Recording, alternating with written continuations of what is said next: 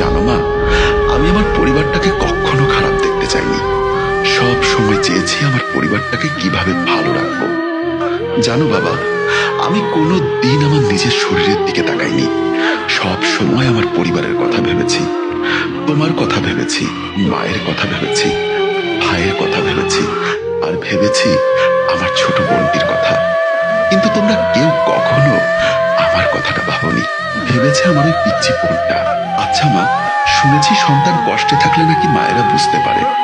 কই, তুমি তো কখনো বুঝতে পারোনি আমার কখন মন খারাপ থাকে। কিন্তু আমার ওই পিচ্চি বোনটা ঠিকই বুঝতে পেরেছে। মা, আমি কি আসলে তোমার নিজের সন্তান নাকি কুড়িয়ে পাওয়া সন্তান? জানো মা, আমি যখন প্রবাসী ছিলাম তখন যত টাকা ইনকাম করেছি সব তোমাদেরকে পাঠিয়েছি। আমি নিজের জন্য কিচ্ছু রাখিনি।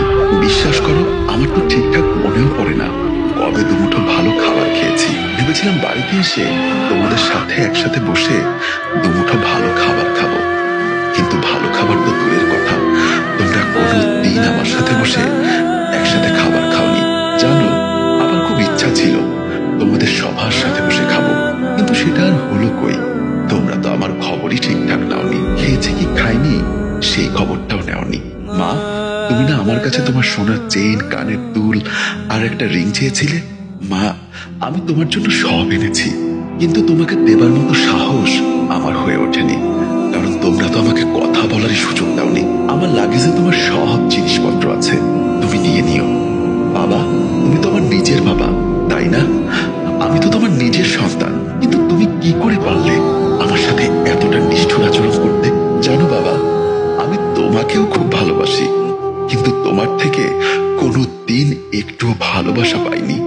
চেয়েছিলাম বাড়িতে আসলে আমায় একটু ভালোবাসবে, কিন্তু আমাকে যে শুধু টাকা ছাপানোর মেশিন ভাবো সেটা কখনো কল্পনা করতে পারিনি। বাবা, তুমি না আমার কাছে দামি একটা ঘড়ি আর একটা দামি মোবাইল চেয়েছিলে। আমি তোমার জন্য দামি ঘড়ি আর মোবাইল এনেছি, কিন্তু তুমি কোনোদিন আমার সাথে কথাই বলনি। কুকুরের মতো ব্যবহার করেছো আমার সাথে। ভেবেছিলাম জিনিসপত্রগুলো নিজ হাতে তোমাদেরকে দিব, আর হলো না।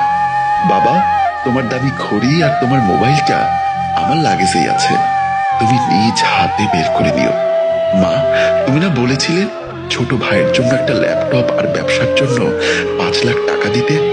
মা, আমি ওর ল্যাপটপ আর 5 লাখ টাকাও এনেছি, আমার বালিশের নিচে রাখা আছে।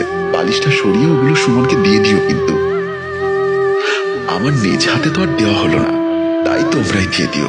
বাবা, তুমি না বলেছিলে আমার ছোট বোনের বিয়ের জন্য ওর সোনার চুড়ি, কানের দুল, হাতের বালা